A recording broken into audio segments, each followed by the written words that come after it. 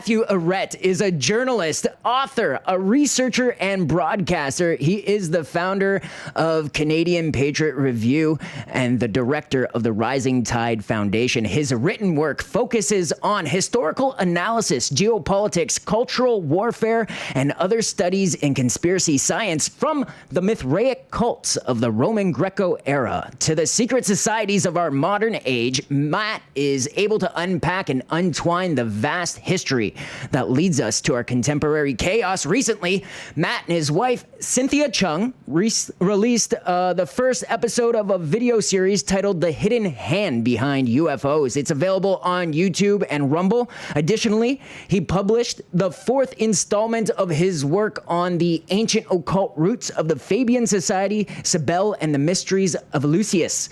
Matt he's really prolific. Like every day he's putting some out, and you can find his work on CanadianPatriot.org. I was introduced to him by Edgy D, our friend. We had this discussion over Fabianism, and since then it's just been so clear that if I wanted to figure out what was going on, I had to talk to Matt. So thanks for being here, man. We got a lot to get through, so let's hop right into it.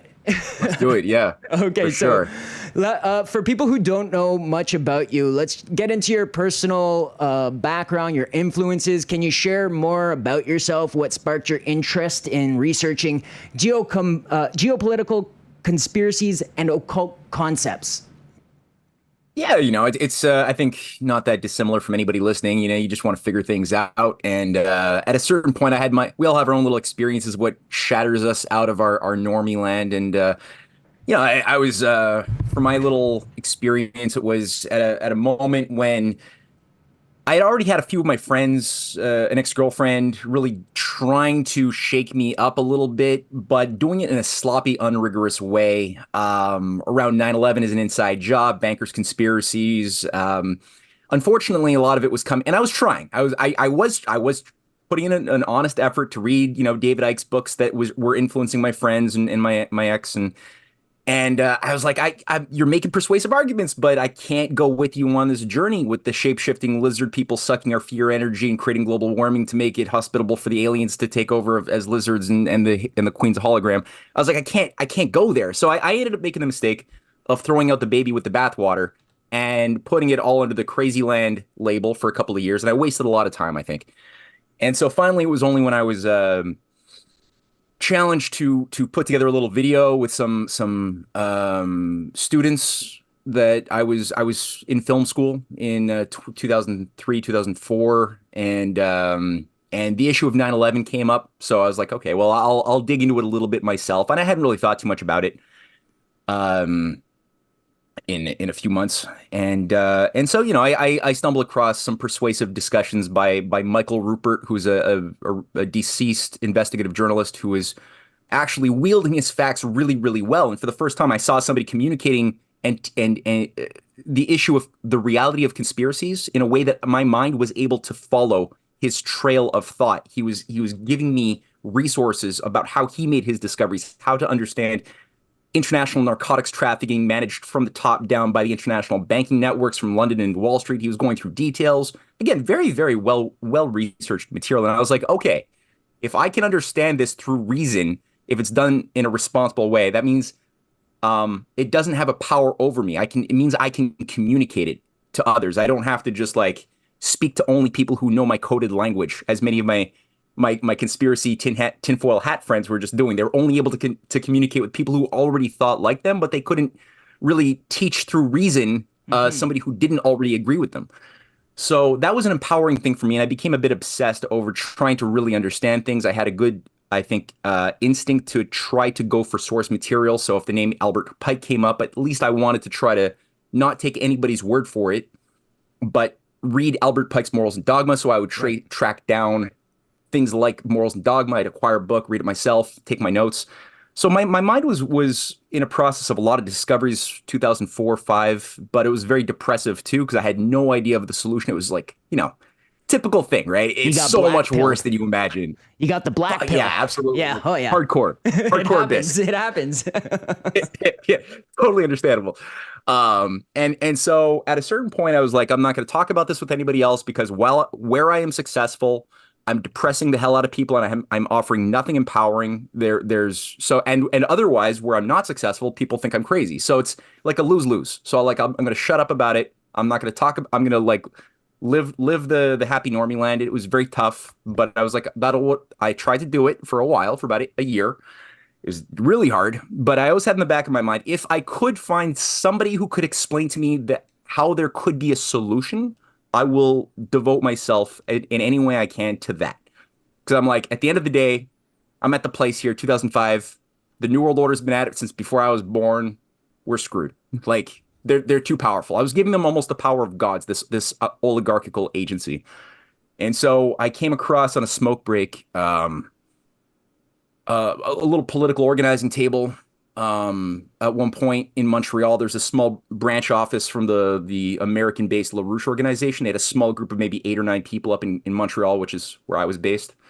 And the political table had a bunch of signage, like provocative signs, stop the depopulation, stop the big kill, things like that. And I was like, I could talk about this. So I had a good conversation, and I thought I did know more than the people who were talking to me on many points of conspiracies and secret societies. I did my work on this stuff, but I could see I was a little bothered by the fact that they were talking as part of an international organization that I didn't even know about. And I thought of myself as a pretty informed person at that time, representing this old guy who recently died, Lyndon LaRouche. I didn't even know about this person who ran for the presidency like 8 times and advised various governments since the 70s. And I'm like, why don't I know this? And so they at least had this solution orientation that I didn't have. And they had a sense of doing something and not just talking, which I didn't have. I was like, I was in a passive state. So I did my due diligence, and for a few months I was just like focusing on research. And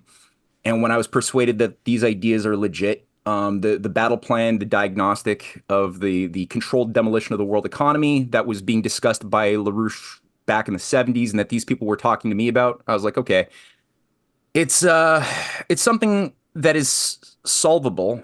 And so I began volunteering, and I did that for about a decade. Made a bunch more discoveries along the way, trying to figure out what the hell is Canada? What is the deep state structure? I didn't call it deep state structure, but I was like, okay, what is this thing? Because part of LaRouche's analysis is that the British Empire never disappeared. It just was rebranded and took over control after World War II, especially of the USA. And it's like, if that's true, and I was persuaded that was true by then. I did my due diligence, and again, I was persuaded completely that this shadow government in America that had killed all of these American presidents was not American. It was directed from across the ocean, from these older families, aka British Empire, but more than that, more than the British Empire. And I was like, but I'm in Canada. I mean, the Queen is our head of state, like we got a governor general, unelected, lieutenant governors, knights of this, and they're all like knights of the Order of St. John of Jerusalem, which goes back to like, the Crusades. Yeah. Like, what is Canada in that case? What does that mean for me? If I'm going to be a political organizer trying to talk to Canadians and organize in Ottawa and Parliament and host political meetings, what is this environment I'm operating in? And nobody could answer the question. So that puts you in one of two places. If you're Canadian and the empire is, in control, you're either an extreme slave / subject, or you're in a position of power, right? So it's kind of hard to parse from there. And now this Lyndon LaRouche guy, he's kind of like a Bill Cooper, or even sort of similar to David Icke in a sense, in the way that he had his own movement, his own theory of the whole the conspiracy is what you can call it, right? But now when I looked into him, he had the rap that they give people like this, and I'm curious, was he unfairly maligned, or was he far out? Because like, he was pretty unfairly. Ike is pretty far out, right? So like, yeah. Well, that was what turned me off of the whole thing, right? Like why I was kind of like, I built up a bit of an abhorrence to conspiracy theories for a while, was because I was reading Tales from the Time Loop, things like that. And I like I said, I couldn't go on that journey of shape-shifting lizard people sucking our fear energy. That wasn't satisfying to my my sense of reason. No, I think LaRouche is very maligned. I think he was one of the most dangerous figures to the oligarchy's agenda in our modern age. And that's part of when I think when I started researching LaRouche, when I first met him and I was reading the literature, the one thing that caught my eye is there's a lot of hate. Like I tried to talk Yeah. to other educated friends of mine who were also able to speak this language, and I would just bring up the name, and it was like almost the level of irrational anger and disgust I got from them, that this guy is he's a cult leader and all this stuff. I was like, okay, but prove that is true, please. And Yeah. I was finding it difficult to get that. And I would go to Wikipedia, and again, a lot of hate, a lot of like, this is a bad guy, but I wasn't finding a legitimate reason. And then when I started looking into, well, what has he been doing? Why did he run for office? What governments was he advising? Oh, he was actually being invited to go to advise the president of Mexico, Portillo, to set up a battle plan to get out of the debt trap in 1979, 1980. He was meeting up with Indira Gandhi, another assassinated leader of India, and creating a battle plan for her on request to help India with the non-aligned movement do battle with the financial oligarchy. He was running candidates from his at the time it was called the International Caucus of Labor Committees that he created, and some of his members were winning seats in elected office in Illinois for the lieutenant governorship and a senator, and they got a whole internal. They were running as Democrats, Okay, so and it's a and lot. they won. Yeah, it's a And lot like yeah. my friends around, like a bunch of people that I'm streaming with will say they're having an effect, and because they're having an effect, the cancel culture comes out for them. So it's a lot like that, where they just they have to respond in some way, and the way they do it is as brutally and maliciously as possible. And it seems like that's a trend. Yeah. That's a trend. So all right. Yeah. I think the best way for us to deal with all this subject matter is I've split it up into 3 sections, basically. First, we got the ancient cults of the Bronze Age. Okay. Second, we got the secret societies, the Fabians and the occult. And then third, we're going to bring it home, and we're going to bring it to Canada. So Okay. it's a lot. I know. I see that smile. It's a lot, but we're going to try. Cool. No, I like a lot. That's good. Okay. We can do it. What can you tell us about the pre-Christian religious cults of Rome, particularly the cult of Cybele and the cult of Mithras? Now, I have a bunch of pictures and stuff that I've pulled from your work that, if you were to go through some of your work, that I can put up on the screen. So we can start with Mithras. Okay, yeah. Well, Mithras, this is part of a series that I put together, and originally the reason why my mind started focusing on this topic at this moment is because my wife and I began this documentary series on the hidden hand behind UFOs, ironically. So I didn't expect to do this, but the topic sort of forced itself, and for the first. Well, it's been almost a year. We've been trying to turn this into a video. Some of the little discoveries that I had made on the Lawrence Rockefeller connection to managing the UFO narrative over the entire course from 1938 with the H.G. Wells, War of the Worlds broadcast funded by the Rockefeller Project as a social engineering experiment to see how people would react if they were told aliens from abroad were coming to attack the Earth. There were many versions of this, all funded by the Rockefeller Foundation throughout the 1940s, 50s, that it wasn't just the 38 one, but the hand of the Rockefellers is felt throughout the whole thing. Okay. It parallels also the growth of MK Ultra and the entire drug culture, which started in the military-industrial complex, Tavistock and MK Ultra and the CIA, that was then normalized increasingly as part of a mass. As at first, I thought it was just to create a more malleable society, which it was.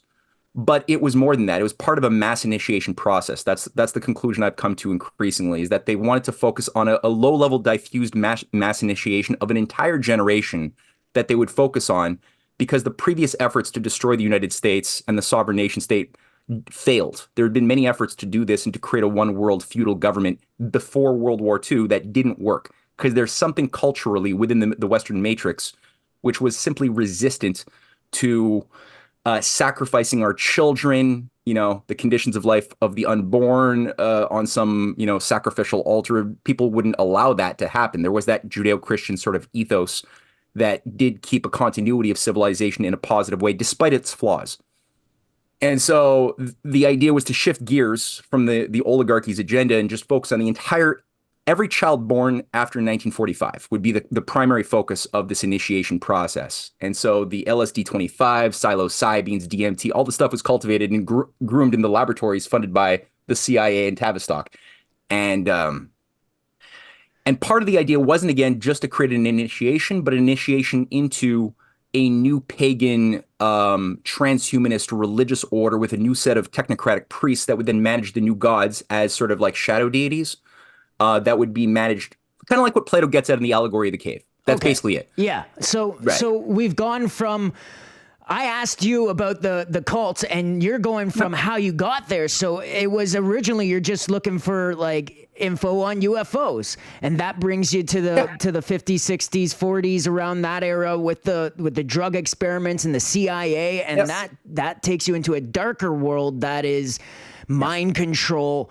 That leads back to these psychedelic sort of cult things that they were doing in the ancient Roman times. Is that how you? Yes. Okay. So yeah, exactly. So like people like Albert Hofmann, who discovers LSD-25, is also the world's leading authority on the Eleusinian mysteries. He even wrote a book called The Road to Eleusis, which I have right there, that he co-wrote with the vice president of J.P. Morgan Bank, G. Gordon Wasson, who's also the figure who becomes the guru of the magic mushroom experience in the 1950s, assisted by Henry Luce, whatever the Time magazine magnate, Fortune magazine fascist who was promoting Mussolini and Hitler as Times Man of the Year. That Henry Luce is also part of the Dulles machine, part of the CIA complex that's trying to turn America into sort of a non-sovereign marcher lord for a higher priesthood, which was what was controlling the European black nobility. And at the time, its center of operation had been still located in the British Empire, in the city of London, the city within a city, as an instrument of control for the world. But it wasn't just that, because at one point earlier, England wasn't an empire. It sort of takes over like a parasite. That's sort of how to see the thing. Right. And so it's like, why is it that the guy who's working with Dulles with the entire CIA thing is also the world leader on LSD, the Eleusinian mysteries, who's creating LSD-25, who's working with the Gordon Wasson, the vice president of JP Morgan? Are they living dual lives where on the one hand they wake up in the morning and they know that they're part of this military industrial complex, and at the other part of the day they just really care about waking people up and giving us like truthful liberating experiences with mind drugs? It's like, no, that's part of the same thing. There's no contradiction in that. Or the Rockefellers, right? The Lawrence Rockefeller machinery promoting this. Do they really just care about UFO disclosure and mind drugs? Because it's also Lawrence Rockefeller funding Terence McKenna, funding the Esalen Institute, funding all of these things that are super influential in our society, right? And it's like, no, it's part of the same thing. And it is tied directly to these ancient mystery cults. And it's just that up until the 20th century, the utilization of hallucinogenic drugs of a variety, whether it's opium, whether it's cocaine, whether it's, cocaine's less hallucinogenic, but whether it's mescal or mescaline or ergot, which is where LSD-25 originates, is from like a wheat blight or a sort of a mold that grows on wheat, which has been known. It's been recorded for centuries and centuries to create a hallucinogenic experience in the feudal times. But you can extract and create sort of concoctions that you can put into beverages that will also give you a sacred or the feeling of a sacred experience. Certain common things will be enacted within the brain of somebody who goes through that, like lights, certain appearances, certain access to the subconscious will also, play a much bigger role in your experience. And this could be interpreted. Huh? It makes you impressionable in specific ways that could be utilized by somebody who would want to take advantage of that, right? It's Yeah. it creates a connection too, I think, to like what you can consider like the other world, right? It I don't know. It's Well, yeah, yeah, yeah. I mean, what I mean, the thing is, like I'm not against the idea that there is therapeutic effects that could be gained from this for people in depression, other things who need to be depatterned and repatterned. I mean, there's certain things that when you're in a crisis, you might need something like that, perhaps under. But the problem is, those who have been doing the majority of the work promoting this and normalizing it into our society, they don't care about us.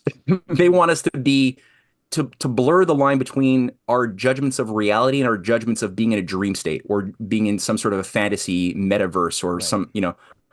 And so that's been the effort is to destroy the bridge between reality and fiction so that we don't know how one is different from the other and to the point that we think that the dream state is more real than the real state.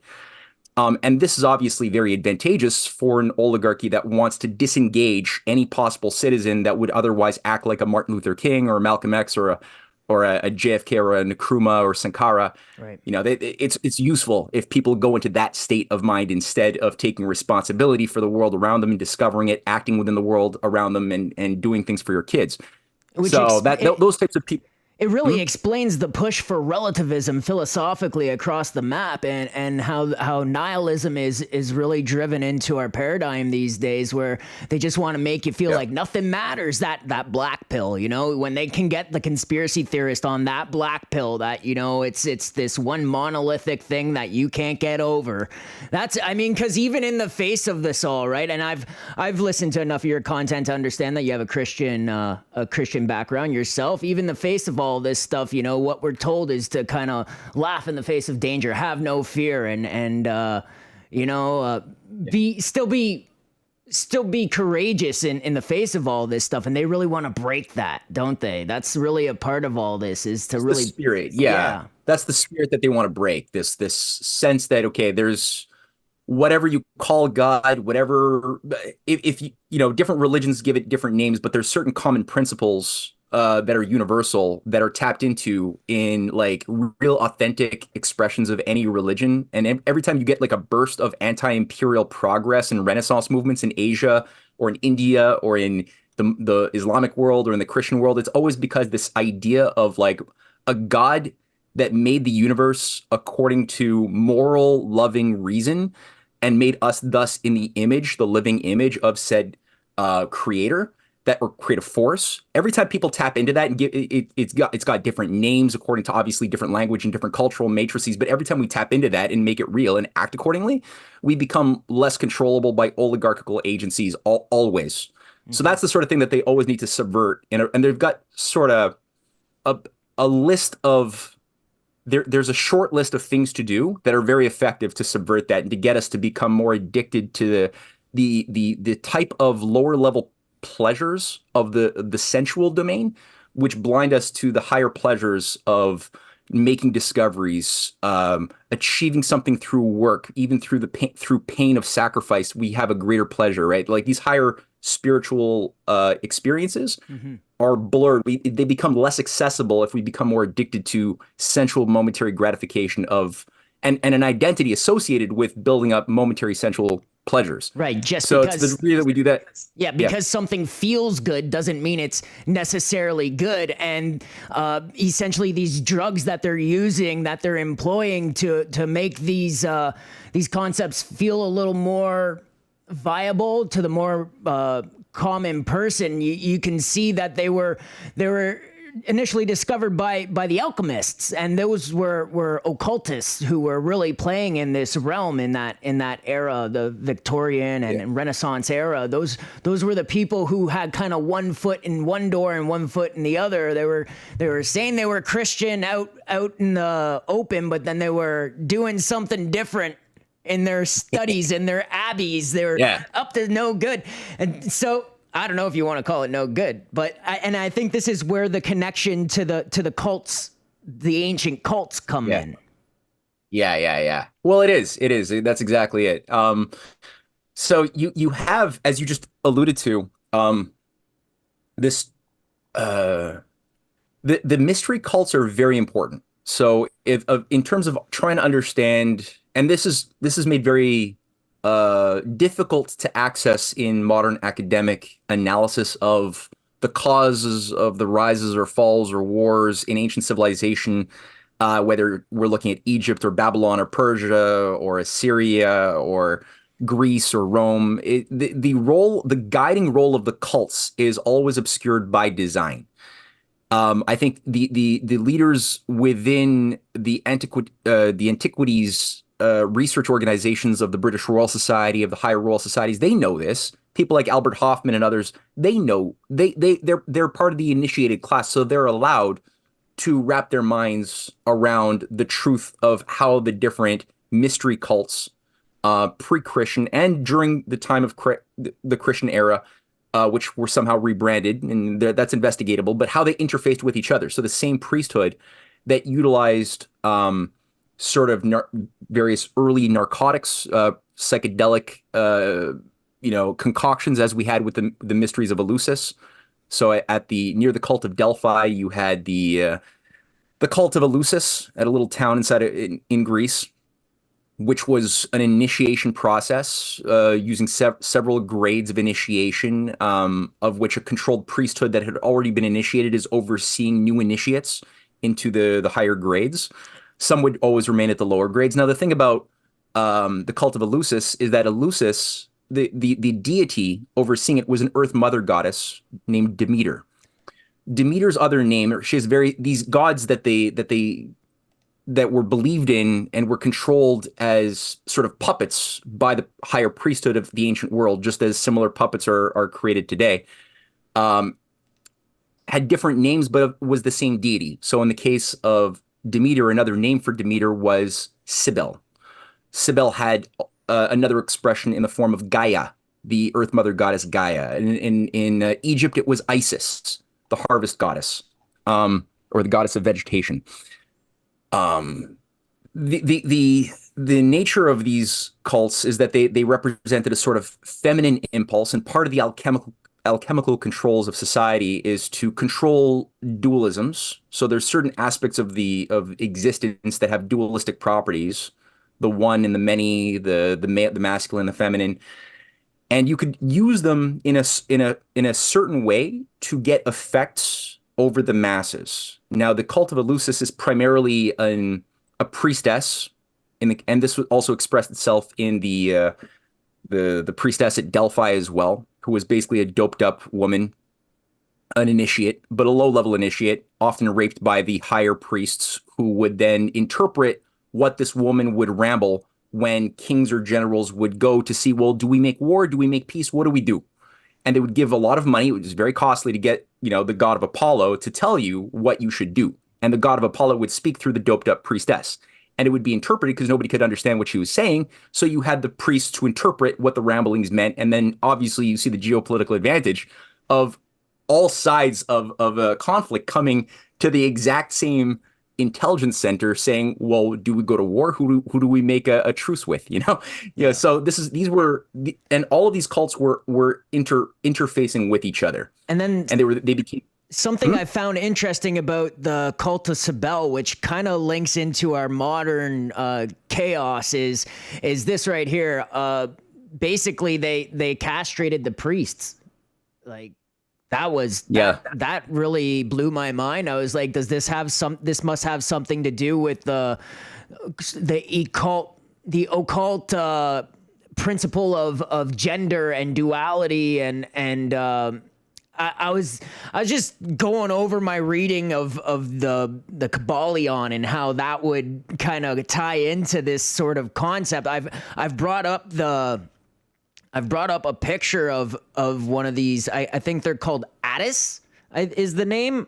Attis is the sub deity that was the counterpart of Cybele, who was the reason why the Hierophant priests, they were called the Gallus priests. They would always cut off their schlongs as part of their initiation because they were walking in the image of Attis, who's sort of the brother, child, husband, weird. There's this weird Freudian thing with Cybele, the angry, scary, overbearing, but loving mother figure of Attis. her husband thing.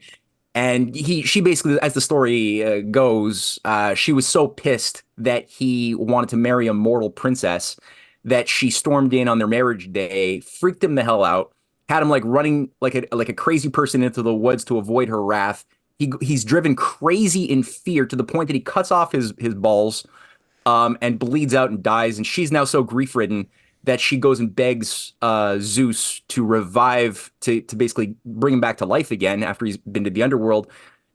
He's like, I can't really quite do that, but I kind of can make a compromise and make him sort of a half-living god of vegetation, which will sort of grow every season and die every season, and people will worship him by giving gifts every year on a pine tree, and this becomes the origin of the Christmas tree.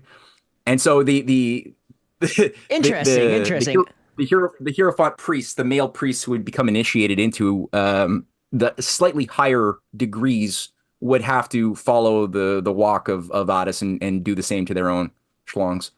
You can see why St. Augustus would say something like, after the destruction of Carthage and before Christ's coming, the degradation of traditional morality ceased to be a gradual decline and became a torrential rush. He's basically this is a Christian apologetic saying that it wasn't Christianity that caused the downfall of Rome. It was these secret cults that were involved in so much weird stuff like castration and orgies and all that. Yeah. Well, that was part of the Cybele, and this goes hand in hand with the cult of Mithra.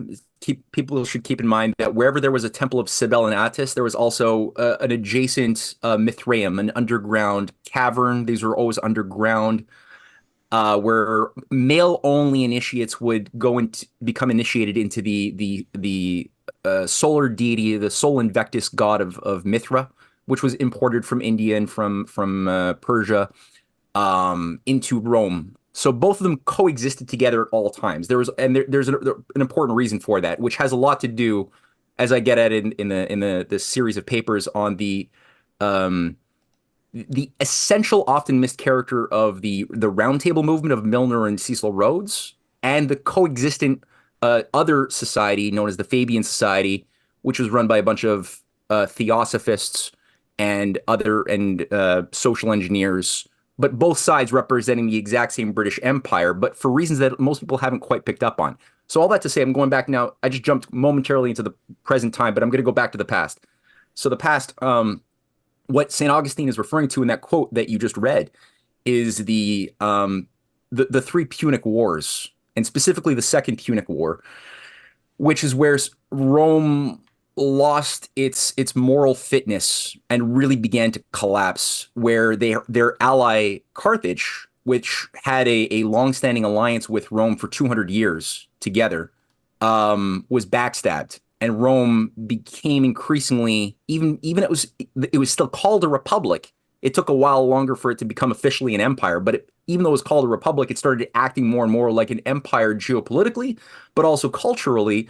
It was what happened was that the Sibylline oracles that had been overseeing the Senate of Rome, overseen by a priesthood of 15 initiates. This is something that had governed a lot of the most important decisions that Rome had made since really Tarquin in 564 BC. So before it became a republic, you had the last king Tarquin that brought in the Sibylline books, which were basically the utterings of a deity that would be interpreted by priests, and it was housed at the temple of Apollo. So here's the thing to keep in mind. Even though I just said Mithra, and earlier on, Mithra is a solar deity, a deity representing the god of the sun. So is Horus. It's the same deity. So is Apollo. It's the same deity, the god of the sun. This is Lucifer, morning star. It's revamped in the Christian nomenclature for Lucifer. Marduk of Babylon. It's a solar deity. A fallen solar deity too at that. And so it's the same thing, but rebranded according to the customized profiles of various cultural matrices that it will be introduced and marketed to, because not everyone's going to accept, right? The exact same. If a Persian culture is not going to accept a Babylonian deity, it has to be customized to their tastes. So that's the thing there. Now the Temple of Apollo in Rome is where we had housed the Sibylline books. They eventually get burned in 400 and something, 403 AD. But for about 1,000 years, these are the governing books with the governing priesthood in Rome, kind of like what I mentioned regarding Greece and how the priests of Delphi would interpret the mutterings of the doped up priestess. Same function. That's it's like very Kabbalistic. What you see in the movie 300 when he's going to the cave. Yeah, that's exactly what that is. Yeah, it's just a way to give the audience a bit of an idea of what's going on there. And hey, I just want to mention, I got a couple of commercial breaks. They're not actually commercials. I just make joke commercials. But if you need a minute, let me know. If you want to go grab some water or anything like that, let me know. We could take quick breaks. Well, no worries. Okay. Whenever you want to, we could do a quick break here. If you want to do a commercial, we could do that. Otherwise, I could just keep on spewing my thoughts out onto the screen. Keep going for a little bit. Why don't we explain? Right. Well, because we're at the Punic Wars, right? So the Punic Wars were influenced by this. You could kind of call it like a relativist sense, where what they did was they set it up so that they could interpret these women who were doped up, and they could decide what these women were saying, and so they could just go ahead with whatever they felt like. So underneath all of this ritual and stuff, what you really have is just basic relativism and tyrannical decision making for the good of what they feel is right, not like an actual promulgated ideal, right? It's very well said. Yeah. Thank you. So I think it's now that we've established that that these wars were based off of frivolous like decision making. Now we could bring in Quintus Fabius Maximus, the guy who basically he won the war for Rome, and this is what made the Rome that we know of in the books, the big old Rome. And this was because of the Roman oligarch Quintus Fabius Maximus. Yeah. Tell me about him. Yes. Yeah, okay. So that's the guy who inspired the name Fabian Society, that was created in 1883, 1884. By Beatrice Sidney Webb, George Bernard Shaw, H.G. Wells was the leading member, Lord Milner, like a lot of the highest inner grand strategists of the empire were all either Fabians or Roundtablers or both. Like Milner was constantly going back and forth to either one. Bertrand Russell, Fabian, part of the Coefficients Club as well, overseen by Fabian Beatrice Webb. So the Fabian Society was sort of a think tank. They created a political party called the Labor Party. That's still the same Labor Party we know of today. Not everybody who's a Labor Party member is going to be a Fabian. Keep that in mind. And not every Fabian is necessarily bad or knows what the inner game is. I'm not saying that either. But it created a nice organizational complex in which initiates could be tapped on the shoulder and brought into some higher function within management of the machinery of empire.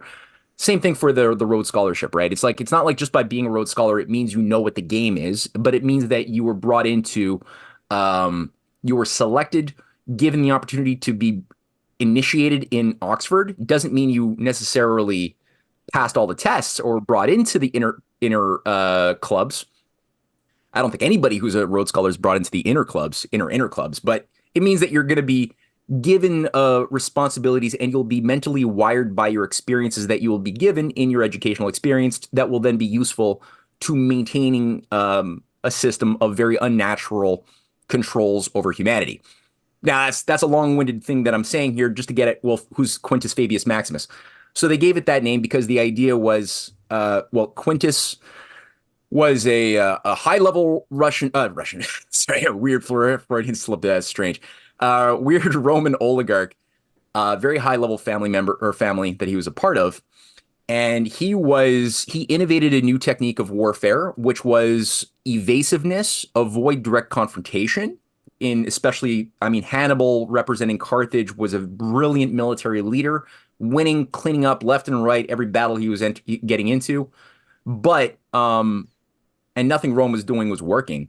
So Quintus had the idea of just avoiding all confrontation, just always just pulling back, and trying to win through causing your enemy to go through attrition. Now that's very effective. It worked quite well. And in many ways, he was the tyrant in many ways of Rome during that time. He had a absolute power. He began also a process following the lead of the Cybele priests in the Temple of Apollo in Rome, who said, if you really want to win this war, you have to bring in the temple of Cybele and Attis into Rome and sanction it. So the Cybele priesthood, and it was known as the Committee of 15, Okay. because it was 15 priests. So sometimes I think it started as like 2, then it went to 5, then 10, then 15, then 25 by the end. But at that time, it was 15 priests who were the inner sort of initiates. And they said, yeah, so you have to sanction this cult. You have to bring it in from Assyria. It was a Phrygian originally, which is sort of like where Syria is located. And you have to bring it in and sanction it, give it a license to operate with no constraints in Rome as an official cult. And then you will win the war against Hannibal. And so there was many years of negotiation to make this happen. This is a hard thing to do. You're bringing in a whole new religious order. That's tough. So it took a long time. For much of that, Quintus Fabius was the guy who oversaw that negotiation. After him, his followers continued that. And this, on the one hand, Rome was successful. So, people celebrated, okay, it was great. The goddess Cybele and Demeter smiled upon us. But part of it was it created a lot of scandal, because the Romans still had a stoic ethic that really valued, men being men, having families. It was part of the Right. So having all of a sudden a lot of the young men cutting off their balls to become priests and holy men within the priest, while at the same time a lot of the men who wouldn't be part of the upper initiates would still want to be initiated, because everybody wanted to be initiated, because when you did, you got to engage in drug-filled orgies. So that was part of the Bacchanalian, because the Bacchanalian or otherwise known as Dionysian rituals were practiced. Yeah. How did they do both? They cut they cut it off. It's initiation. But then they had they're not really. Like, yeah. Well, there's two things there. Like, it's kind of, because you need one to do the other. Like, you think so? Eh? Well, because it's all about degrees of initiation. There's I think about 7 or so grades of initiation. If you want to be a truly holy person within the order, well, then you got to go the full distance, and you got to start dressing like a woman. You got to speak with the falsetto voice. You got to be part of there's mystery plays that you have to participate in and act like a woman the whole time. Because at this point you've gone a pretty far distance but that's only if you want to be a slightly higher grade initiate.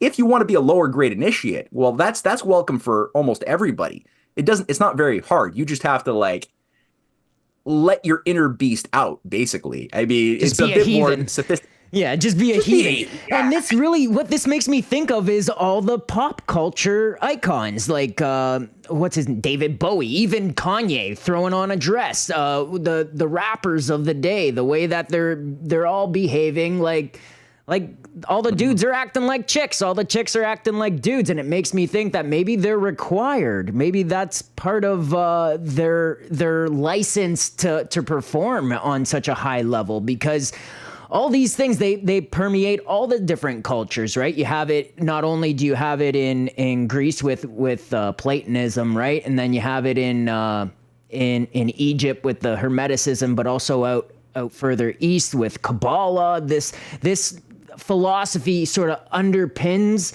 what we would typically, in what you call the truther circles, what you would call the occult, is this sort of hedonistic belief in following your feelings. It's really what underpins all of this, is it not?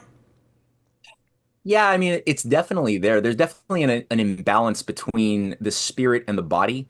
There's almost like a ritualizing spiritualism of the body. So it's true. The worst kind of Christianity tends to force a dichotomy and assume that man is naturally a sinful ball of lustful flesh, and everything of the material domain is thus evil, and we should just simply like live in shame and whip ourselves to be liberated of the bad thoughts, which are also sins, which will condemn us to internal like hellfire. That type of thing, you could see how much damage that can cause to people, and it has, right, throughout the ages. But so to see that the body as a temple is good and healthy if it is given its proper place within a hierarchy, that it's not the end all. It's, like sex is pleasurable for a reason. It's part of the process of loving, finding a mate, having children, having a family, being a part of society. Like food is pleasurable to eat. You shouldn't like want to not feel pleasure eating food, but it should also be healthy at the same time, not just Right. like eating Twinkies. Yeah. So it's like it's all about the balance of reason and pleasure, and reason always like wisdom has to always be. We have to train ourselves to want to find our identity in reason, leading the dance Right. of physical pleasure and moral reason. To be And I don't mean prudent. just pure love. Yeah, to be prudent Yeah, as opposed to being a prude, right? Or yeah, yeah, it's yeah, very yeah. yeah. Yeah. Yeah, it's like common sense. It should be common sense, but it's like it's not a lot of people put it into words, so it's like worth just fleshing it out a bit. Yeah, but that's it. To be prudent, but not to be prude. I like that. So I mean, I think the thing with and here I'm not like I have to sort of triangulate in on what is going on within the mystery cults, because at the end of the day, part of the reason why these things work and why they're effective at promulgating themselves so over centuries and millennia is because they participate in something true. That's why lies work. Lies don't work if they're just all lies. It doesn't work. We're like, stay out of my house. But it has to have the appearance of something true and participate in something true for it to be like taken, for us to open the door and let you in, says the person to the idiot to the lie, right?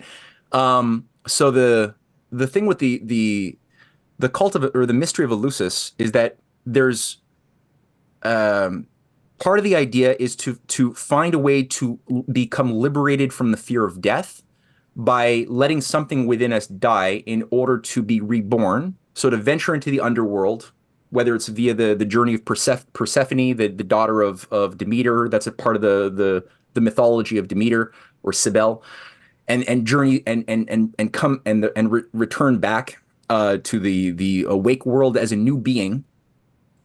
There's part of that which it's like, yeah, when you're going from a normie land where you've been living with false values, with a false construct of what reality is, yeah, it's painful to allow the lies that you've been thinking were true to die away and to find something more appropriate to your conscience and morality and your sense of the creator. That does require a sort of a type of metaphorical death of some part of us. However, what I'm gauging, based on the fact that um, only a few, very few, would make it to the higher grades, which is like that for any Masonic organization or Rosicrucian organization. Very few will make it to the higher grades. Most are not in on the joke per se.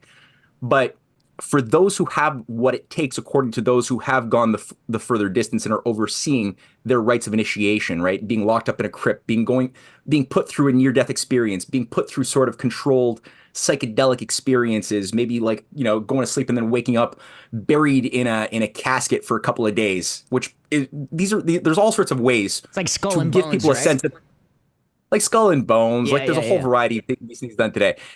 But or Scientology, right? There's a lot of Scientologists who die when they try to get to the seventh OT level, right? There's a lot, and Scientologists who have left it testify that quite a few people don't make it. Why don't they make it? Well, it's because to give people a sense that they're gonna die, so that they as part of their whole ritualistic rebirth into something so-called better, more um, individualized and sovereign, sometimes requires people dying. Like, you got to take risks in that sense. And sometimes that person's not going to get out of their casket underwater, right? They won't make it.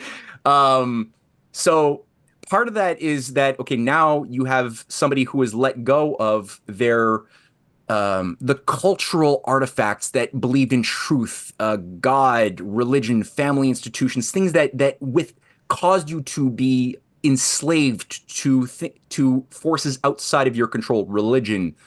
Um, and so now, by going through this liberation process, you are now freed of all of those that sense of right and wrong that caused you shame or guilt, that withheld your creative freedom. You're free of all of that. Now you're a new person. You're able to drink the baby blood. You can, like you don't feel any of those human trepidations. It kind of, you think of the pride movements, right? Like that's really what it points to. It points to the whole pride, the pride flag and what they're celebrating there. Exactly. Mm-hmm. That is exactly what it is it's this okayness with falling into a state of degeneracy on almost a state level, and then making it into a religion of hedonism. And I think that's a good place to pause. And then what we'll do is I'm just going to mute you really quick while we go through this so that if you cough or something, it doesn't come through. But when we come back, what we'll try and do is rush into the future, and we'll try and connect these Eleusian mysteries to the British Empire and Canada. And Mithras, which I didn't talk about enough, but we'll do all of that stuff. Okay, let's do that. Let's do that. All right, thanks, Matt. This has already been pretty awesome. And we'll be right back, okay? Guys, hold on for just a second. I'm going to give you a quick break, and it's only about 2 minutes. I'm going to make sure I check all the super chats, and if you guys want to point the discussion in any way, please send me a super chat. It'll help me out to get it somewhere where you get something out of this that I might not have prepared it already. So you could go to tofutv.ca/support to figure out how to do all that. Back in a sec. This one's for you. Are you sick of mainstream media sounding like this? Kill Whitey! Then this one's for you. Live music, great guests, and interactive entertainment. Find all the links to subscribe and follow at tofutv.ca. This one's for you. Finally, a show for you.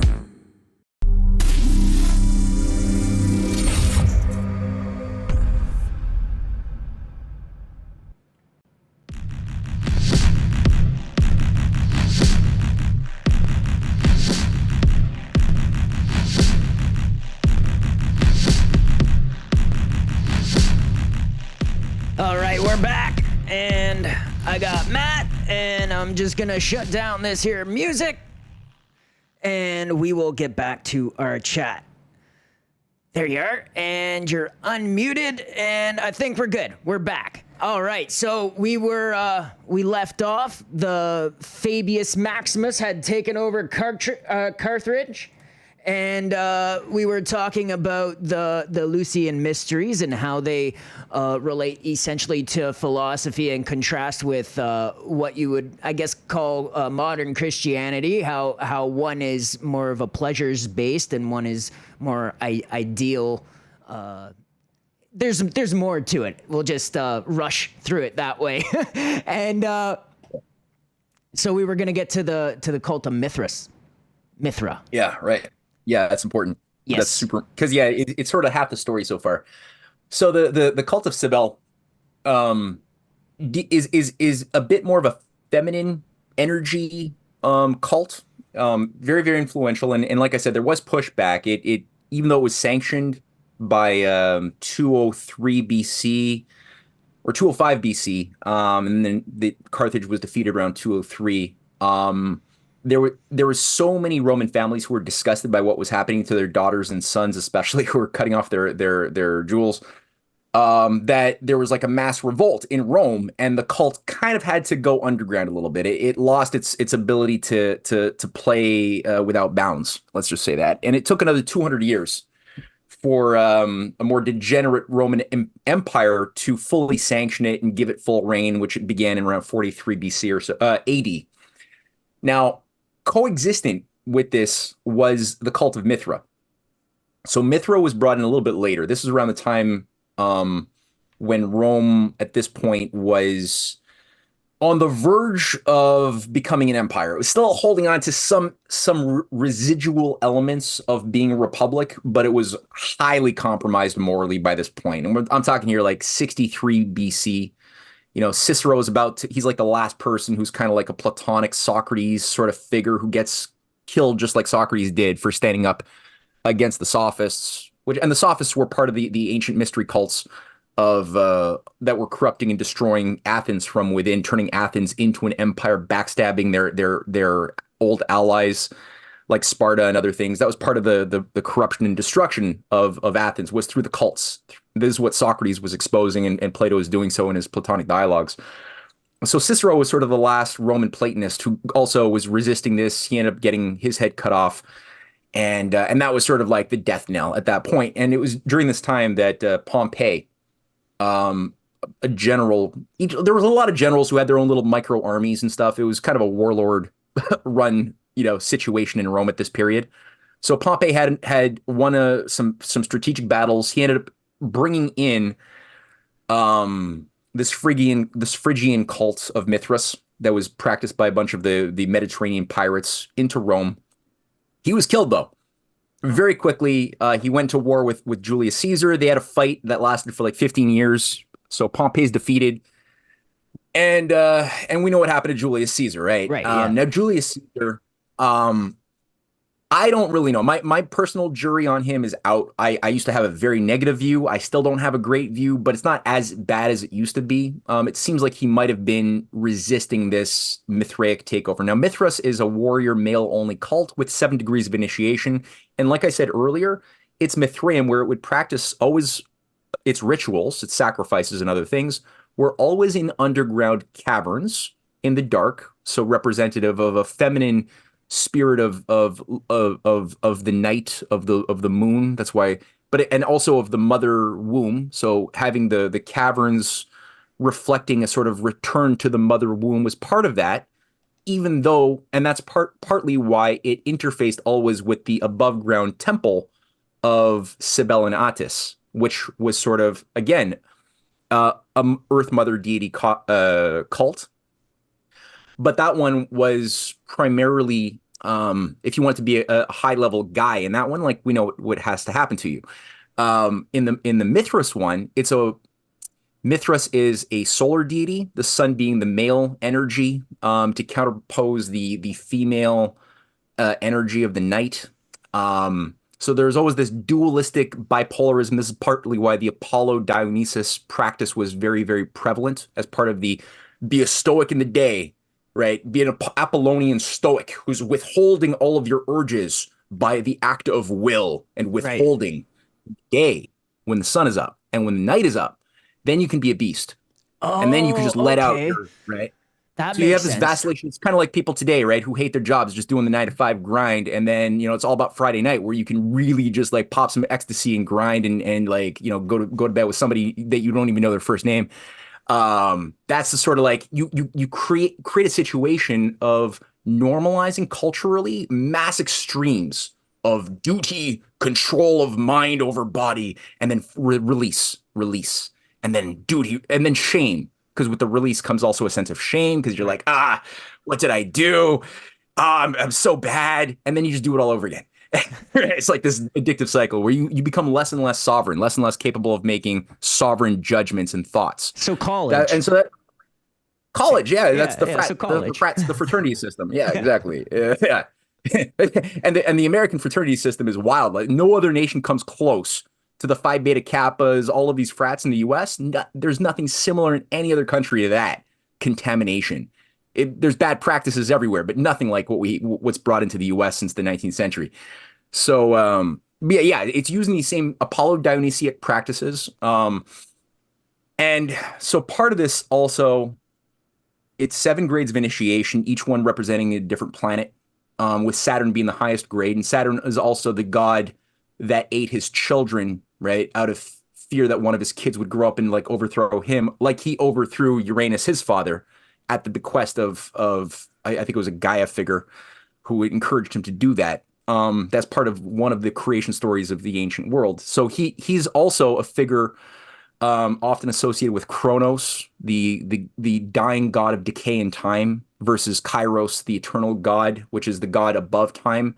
So there's a satanic interpretation of him as the cannibalistic god, the god of evil, because time is evil, because time causes us to get old, get wrinkly, we can't enjoy the sensual pleasures. And for somebody who's like all about the spirituality of sensualism and of the body, if that's your identity, then the most evil thing is the aging of the body.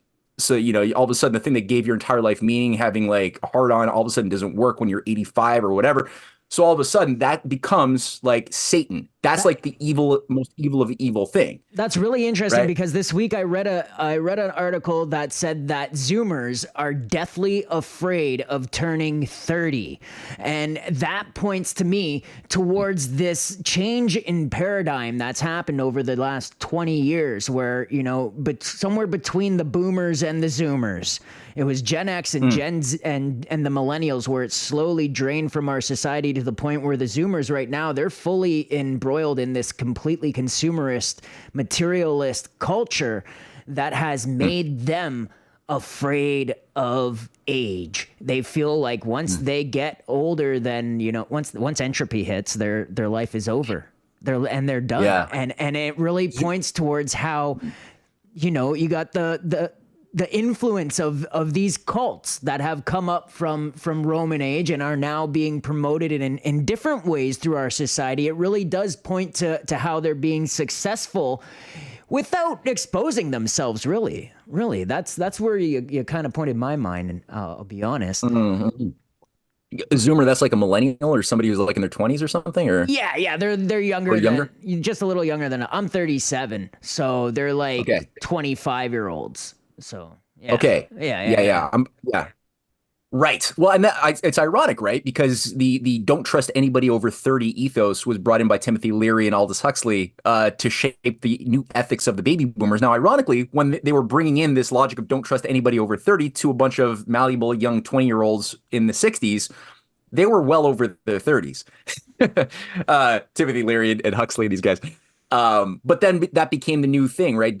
In the mind of a young malleable baby boomer going through an MK Ultra mass initiation process with like drugs, being like spread out over all the campuses of America. The US is going crazy. Their heroes are coming back or are just dying by lone gunmen, and they know their government's lying, but they don't. So people were driven crazy, right? There was a conscious driving of the whole generation nuts. And then you got a lot of drugs to like just make your own reality, because this reality is too fucked up. Now they were all of a sudden given this nihilistic cultural relativism that you touched on, that there's no truth because all of a sudden my mind can imagine as many truths, as many universes as my drugs can give me access to. And thus there's no one thing. There's a multitude of truths. And then this creates the space for the woke sort of garbage to come in from the Frankfurt School that has all these intellectuals giving all of these logical backflips of why basically there's no gender. That's a tyrannical, dictatorial, authoritarian thing to say there's a male or a female, ironically. Right, or that there's like one justice when in fact there's many different tribes and cultures, so there's many different justices because each one has its own experience, and all of our experiences is true, and our feelings are more true than reality. All this crap was brought in through this don't trust anybody over 30 thing, because it was all part of cutting us off of the deeper traditions that tied us as individuals to some broader continuum that infused morality, a sense of identity formation that would make us less pliable or less malleable to an oligarchical governing class. So going back to the Mithraic period, a lot of this was very, very charming. Not even charming. It was like if you wanted to be a Roman legion member, you had to be a member of the Mithraic cult. You had to be part of the Praetorian Guard that carried all the different assassinations of Roman leaders that were being disruptive. All of the Praetorian Guard were all high-level initiates of the cult of Mithra. The Round Table movement that Lord Milner created with his kindergarten coming out of the South African Boer War genocide operation, he modeled his Round Table off of the Grail myths of the Mithraic Round Table, because the Grail myths were a promotional sort of early form of romantic fiction, and the word Roman is in romantic for a reason. It's part of the Roman fantasy entertainment, but it was done in a way that would create mystery plays that would find symbolic meaning that were associated with the inner rituals of the soul's journey into becoming a higher initiate. So a lot of, and they were done to promote a sort the Templar order, because the Templars, surprise, surprise, were also a Mithraic cult Yeah. that had overseen the creation of the kingdom of Jerusalem, and they themselves were created as a male only thing, often very conducive to there was a lot of gay bonding experiences going on. I'm not passing any judgment on people who are gay, but there was part of this that was embedded within the Mithraic rituals of being in an only male only warrior cult, which was conducive to that, ironically. So you're tapping into your feminine energy while also being a masculine machismo, which is also why like the British royal governing classes are often buggering each other as well. Like within Oxford, within Cambridge, that's part of the grooming process of the elite is Well, I don't fully understand it, but that's but something that you'll see everywhere. it does point. It does point towards Freemasonry. Is really what it does. Is it points towards modern Freemasonry? It's a fully male secret society that for like I got a picture of what's it, Boaz and Japheth, I think is the name of the things. I got a picture of their Jacob's Ladder thing up on the screen right now, and it's showing that this is an initiation. It's much like these Mithraic cults. They all these modern societies in some way, shape, or form take from the old cults. The old esoteric cults are somehow brought into the new esoteric cults, and I so from what I'm getting from all this is that the male cult is essentially the Mithras cult, and that's the warrior cult of almost it's like stoicism and warriors, and this was the keeping yourself like the warrior by day and then the partier by night is Cybele. Right. And so they work off each other, kind of like a sun and moon thing with the occult. That's what we're getting into here. Well, Cybele is not the party goddess. She is the harvest goddess, but part of the ritualized practices within the grades of initiation involve techniques that invoke the Dionysian, Apollonian dichotomization of the senses of the being. As part of your ritual. So there was a lot of, again, just drugs, sex, a lot of bongos and shit back in the ancient Roman times in the rituals for the masses, for those who would be part of the first grade, which is supposed to have as wide of a net as possible, kind of like what was done in the 60s. You want to cast that net as wide as possible, but then only a few will be brought into like Esalen. Only a few will be brought in, like Bill Clinton, 1966, he's given the Rhodes Scholarship with Strobe Talbot. But he was processed already within the rock sucks drugs experience to then be pulled out and given higher level experiences that would be more befitting for somebody who's going to be upper management within the machinery. Right. So sort of the same thing back then too. I wouldn't say so. Cybele, Mithras. If you ask people today who like them, they would be looking only at the more noble frontal veneer of what they espoused as like their what's called the exoteric doctrines, or the exoteric imagery. But the esoteric is something that even today's admirers have a very difficult time dealing with, because that's where it gets kind of ugly and dark. And not everybody who thinks that they're going through the grades of initiation, like in modern Freemasonry, not everybody who thinks that they're going through the grades of the 17th, 18th, 19th degree, going through the Royal Archmasonry of the York Rites, or are getting the same experience. There's not the same set of experiences for everybody going through the same degrees. It's there,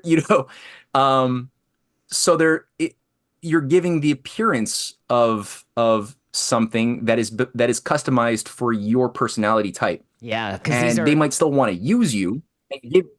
Because it's all spiritual based, so there's no real material way to describe these things that they're trying to bring out in you. They're just trying to initiate some sort of spiritual response, and they have these different ways of getting at it.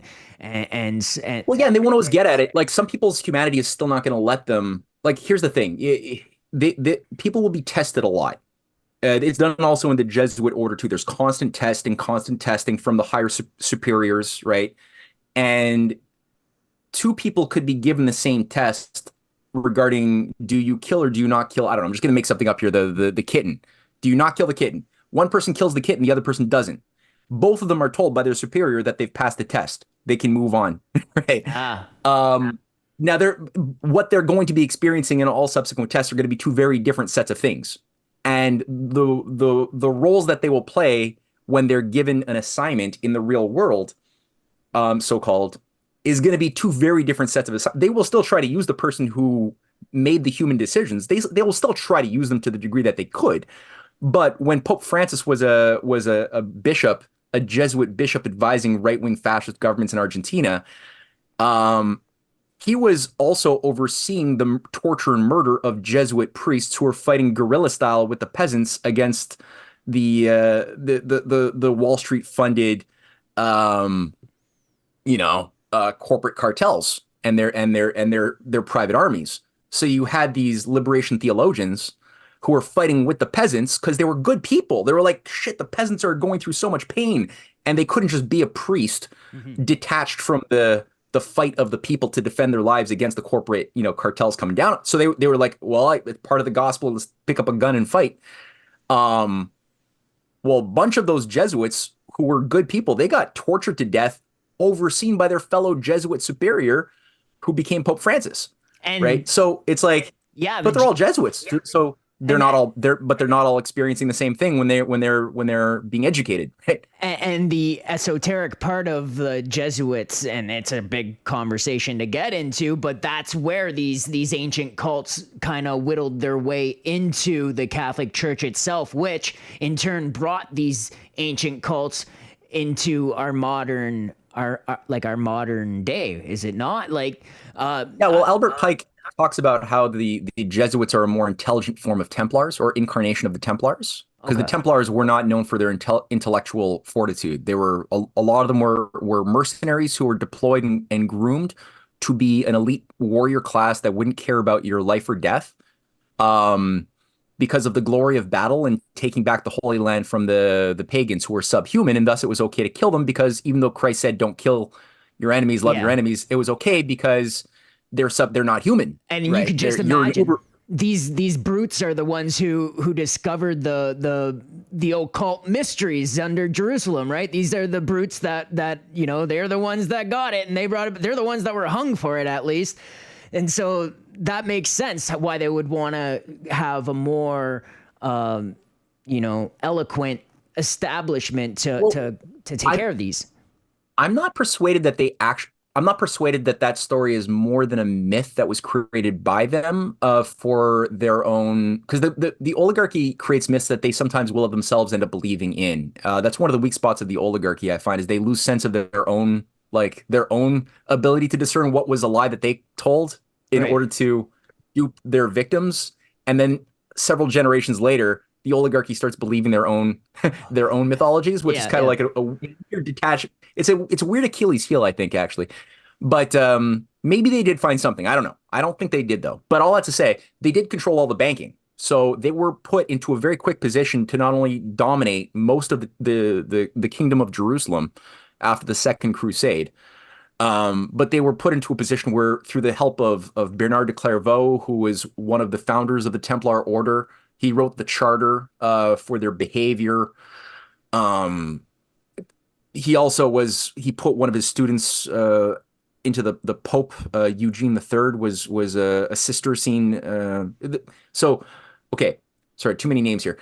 So Bernard de Clairvaux becomes a saint. He's given his own cult, because when you're made a saint, your a whole cult forms around you.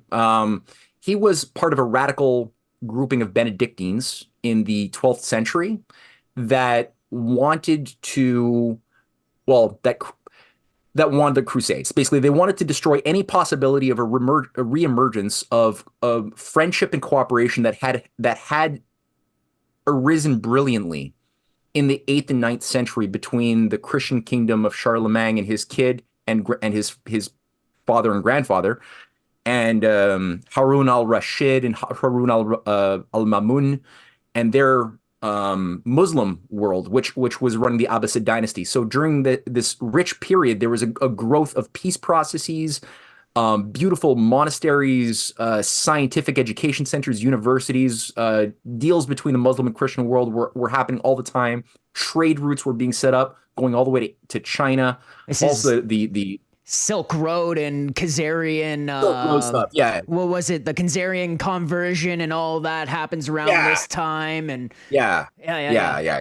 yeah. So they wanted to stop this dangerous reemergence of cooperating civilizational processes that would work on speaking to the best of each other. That was the whenever people do that, the oligarchy loses their capacity to control us because we find a solution concepts to problems that otherwise we couldn't see for the future, and creations of futures that are more creative and better than the present.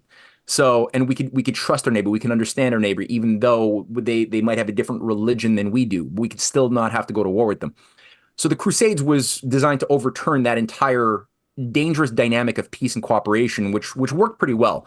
And the Templars were needed along with another order called the Knights Hospitaller, sometimes there were rivals. They both controlled all of the banking very quickly, especially the Templars controlled the banking of most of Europe. Most of the European kingdoms were debtors to the Templars. But again, they were a bit stupid. They're a bit brutes, as we just like alluded to. There were a lot of priests who were administrators of the I think actually 9 out of 10 Templars were not mercenaries. They were actually administrators. But it was very powerful, and it seems like they were getting, in my view, a bit too big for their britches. Okay. They were supposed to be a deployable cult to facilitate crusades and manage banking, and I think that some of them, Jacques de Molay and others, got some ideas in their head that with all of the influence that they had, it's kind of like the Nazis. They're like, well, wait a minute, why are we going to be junior partners to the New World Order when we got all of this machinery and affluence that's been built up largely because of the assistance given by Wall Street and London bankers? But now that we have it, why don't we be the senior partners, and our sponsors can be the junior partners in the New World Order? And they got a little too big for their britches and had to be aborted or put down, kind of. So that's how my mind is sort of approaching it that way at this point. But there is a direct continuity, and this is the important thing, between Mithra, the cult of Mithra, that was the primary opposition cult to Christianity, early Christianity. They were vying for control over who was going to have influence. Now, the Christian school around Augustine and the people a little bit before Augustine, going back to Saint Irenaeus of Lyon, Saint Basil, Saint Hippolytus, people who organized for the Council of Nicaea in 325. There are bad people who organized the Council of Nicaea. Don't get me wrong. There was a lot of like pagan bad people around Constantine, who was, in my view, not really a Christian. I think he was always loyal to the mystery schools and the pagan ways, but he had to sort of like adopt a sort of Christian veneer. But the Council of Nicaea was a mixed bag. There were fights that went on for months and months, if not years, of battling over what would be this thing called Christianity. Because there's so many different, before that, there were so many different multitudes of sects, each calling themselves Christian. Some under some were the followers of Valentinus, and some were the followers of Marcius, and some were the followers of Basilides, who Carl Jung channeled later on in life to create his Sermons to the Dead. And all of these like different Gnostic sects were really they were taking a lot of the elements of the pagan mystery cults and just sort of giving it a bit of a Christian veneer in order to subvert Christianity from within. All very a lot of it was very much leaning towards hedonism, a highly androgynous, sexualized God as well, that we were made in the image of. Like a lot of these characteristics were parts of these Gnostic cells. And so Mithra at a certain point, once Christianity comes out, at least with some consensus of like, what is this thing going to be? What will be in the Bible? What are we going to like not allow in the Bible? And again, there's a lot of compromises. Some garbage came in, some garbage rituals came in, but there was also a lot of important things that were agreed upon that were non-negotiable, like the idea that there is one God who's a reasonable God that made the world in his image, that made, Jesus Christ died for us. Like certain very, very non-negotiable concepts were enshrined in the Nicene Creed. Very short, very core creed, not a bad thing at all. And actually, I think a very powerful, good thing that made it very incompatible with compromises with the oligarchical mystery cults. And so when Mithras was officially banned in the late 4th century or early 5th century, along with the other cults, the Cybele books as well that I mentioned earlier that were brought in by Tarquin, they were also burned. So we only have like secondhand. Actually, these weren't even the original books. They'd already been destroyed a few centuries earlier. They'd rewritten them twice over. So who knows what the original ones were. But these were destroyed. But Mithra and Cybele didn't disappear. They just went underground. And so even today, there's like hundreds. Excavators have found literally, I think the last thing I saw, there's a website called the Mithraeum Today, and it follows all of the new discoveries of Mithraeums underground, and a lot of them are found under Christian temples, Christian churches, all over Europe, all over into Russia, into Poland, into North Africa, into the Middle East. They're everywhere. There's so many of these things in London, Ireland. I think that takes us into the British Hellfire Club, does it not? When you start to, could, if you want to go there, yeah, I think sure, because that'll push us into the future is what that'll do, right? Because we're talking about the Mithraeum underneath the churches, and then this is where you get into, because we got to get to Canada or else the audience is going to kick me after this. We got to get to Canada, and so okay, all right, so let's jump into the present. Okay, so okay, so the British Hellfire Club, they have a Hellfire Club Mithraic altar underneath a specific church. I have where do I got it pulled up? I got this picture from this is from your article on all of this.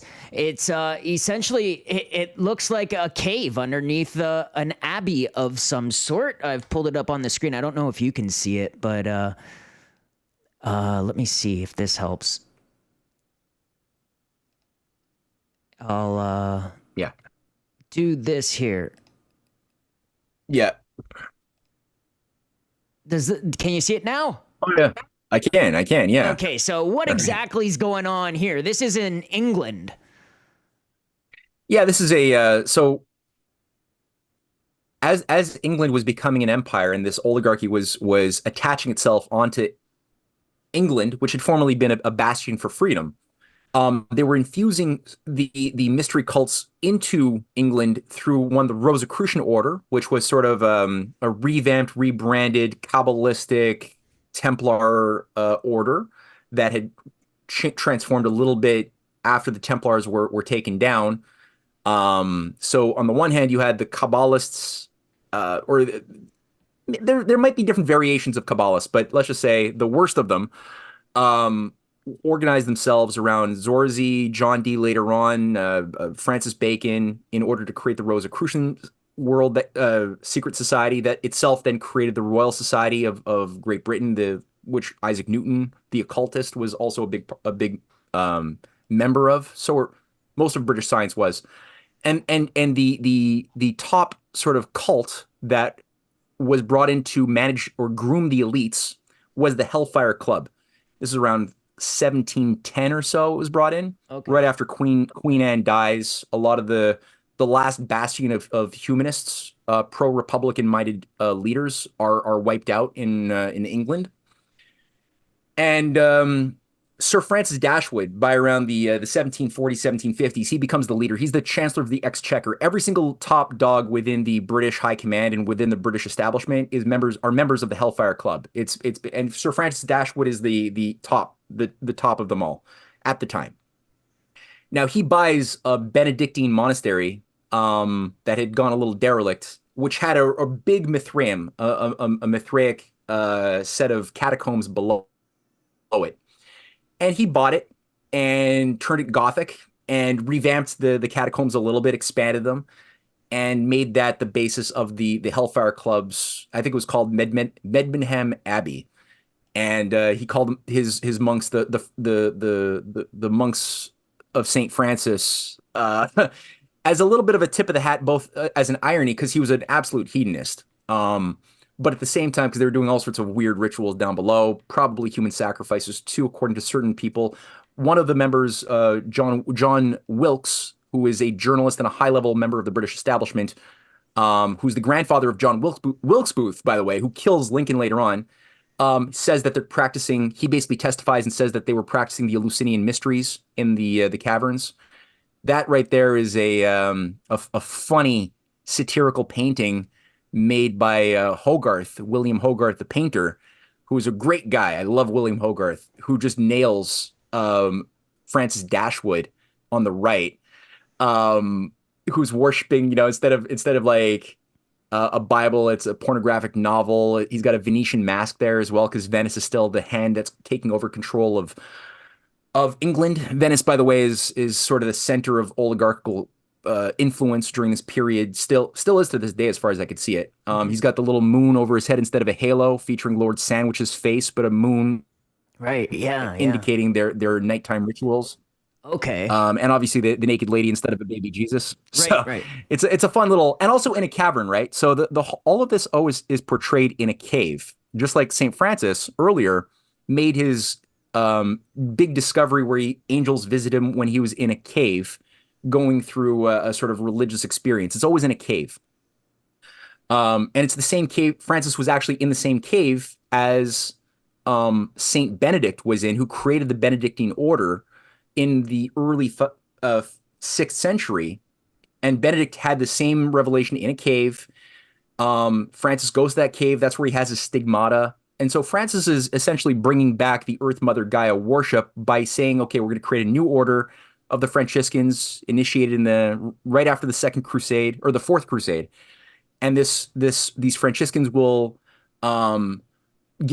basically, Francis was known for preaching to dogs and cats and trees, because they're all made in the image of God, just like we are. So they're all equal. And so that's part of what the mystery cults would do. They wanted to destroy the differentiation qualitatively of human beings versus other beasts in the ecosystems.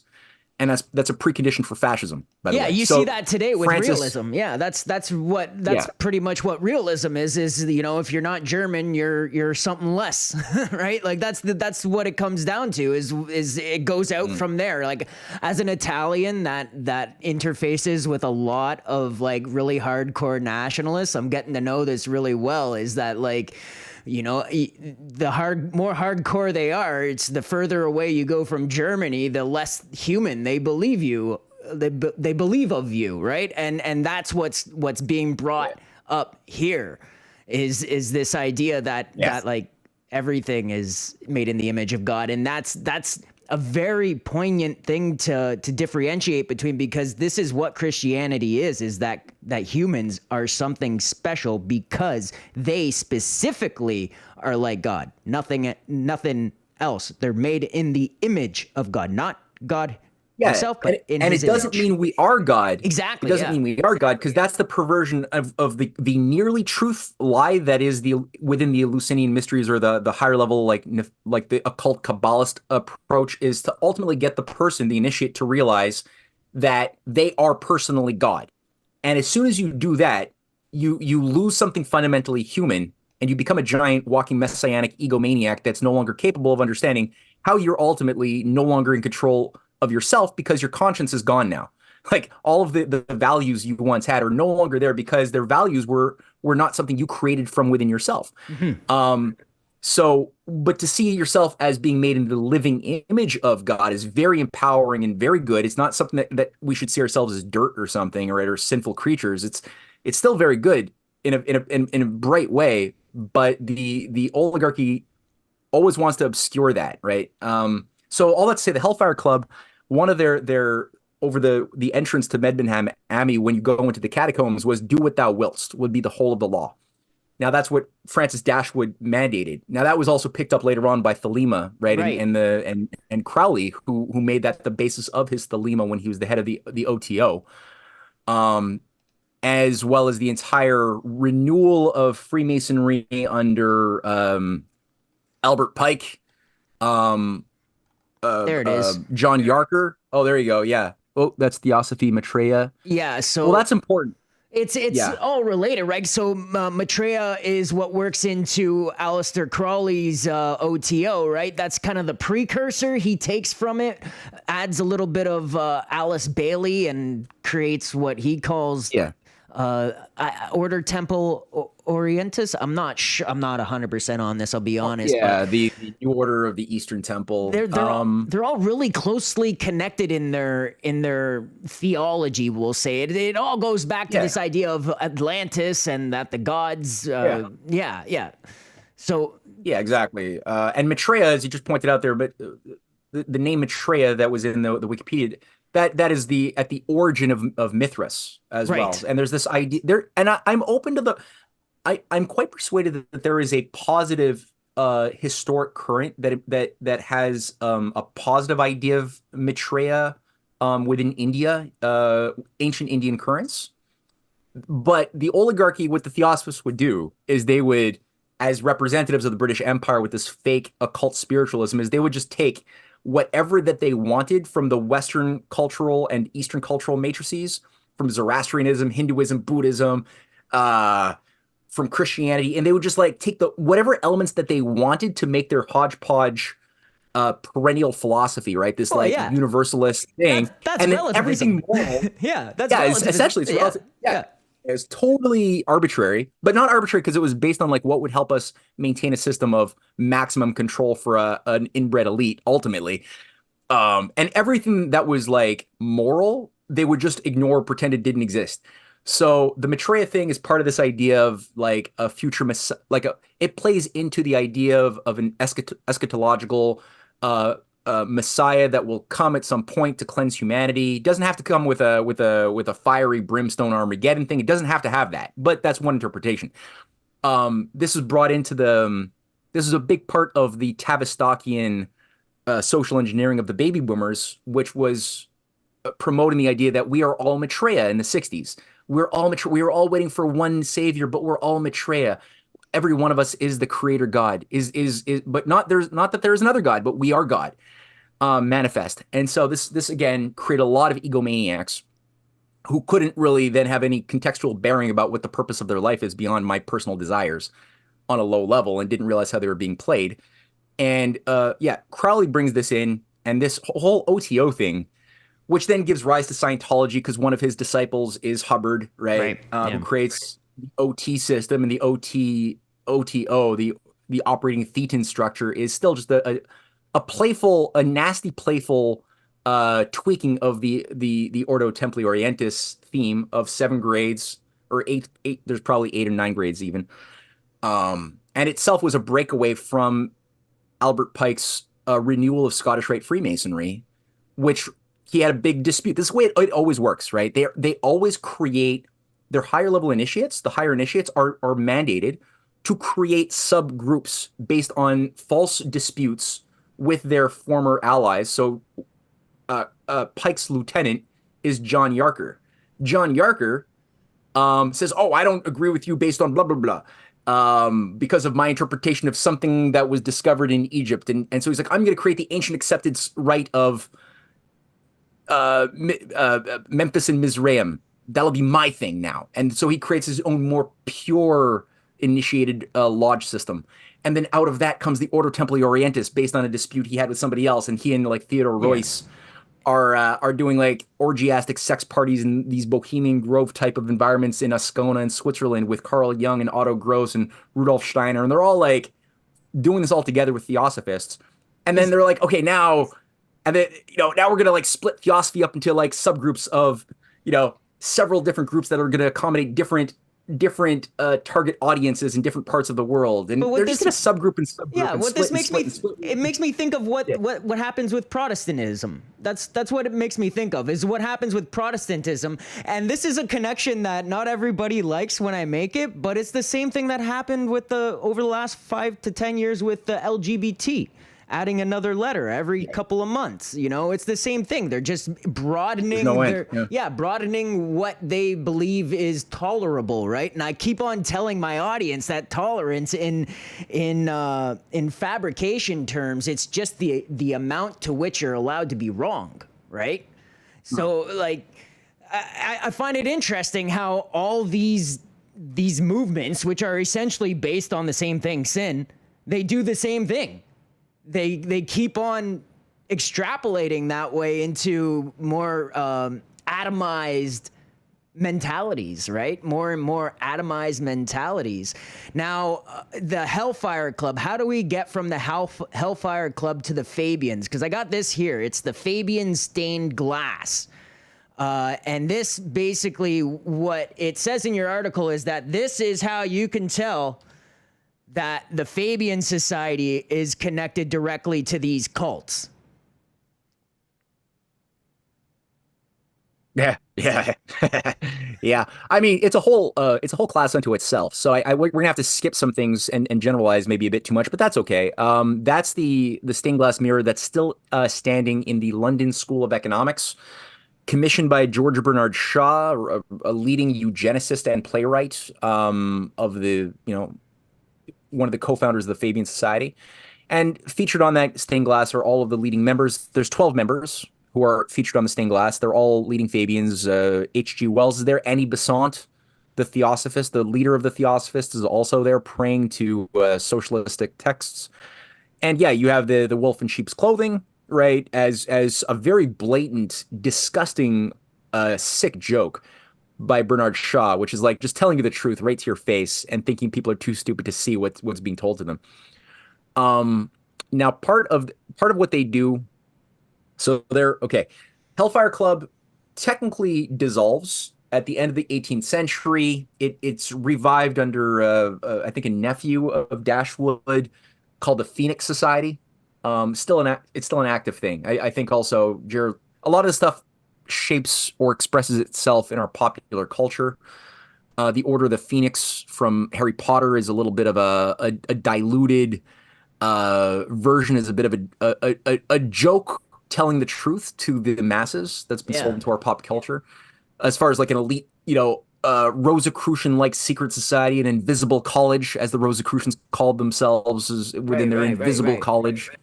That's sort of the Harry Potter thing, right? Of going to Hogwarts and being selected to be what attributes are you going to be a part of within the sub cults or sub mystery sects within That's Cambridge. Interesting. I'd never thought of that, but that makes sense. Yeah.